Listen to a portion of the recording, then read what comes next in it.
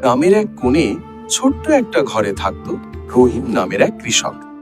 তার ছিল না কোনো জমির কাগজ, ছিল না বড় কোনো সম্পদ, কিন্তু ছিল একটাই জিনিস, অসীম পরিশ্রম করার শক্তি। প্রতিদিন ভোরে ঘুম থেকে উঠে সে মাঠে যেত। রোদ, বৃষ্টি, ঝড় কিছুই তাকে থামাতে পারত না। অন্যরা যখন বিশ্রাম নিত, রহিম তখন মাটির সাথে লড়াই করত, ফসল ফলানোর আশায়। এক বছর ভয়ানক খরা পড়ল।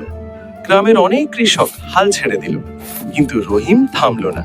সে প্রতিদিন একটু একটু করে তার জমিতে পানি দিত, নিজের কষ্ট ভুলে। গ্রামের লোকজন হাসতো, এই জমিতে কিছুই হবে না, কিন্তু রহিম বিশ্বাস হারায়নি। সে বলতো, পরিশ্রম কখনো বিফলে যায় না। ধীরে ধীরে রহিমের জমিতে সবুজ ধান গজাতে লাগলো। যেখানে কিছুই হওয়ার কথা ছিল না, সেখানে হলো সোনালী ফসল। গ্রামের সবাই অবাক। যারা হাসতো তারাই এখন প্রশংসা করল। শিক্ষা: পরিশ্রম করলে একদিন না একদিন সফলতা আসবেই। যদি ভিডিওটি ভালো লাগে অবশ্যই সাবস্ক্রাইব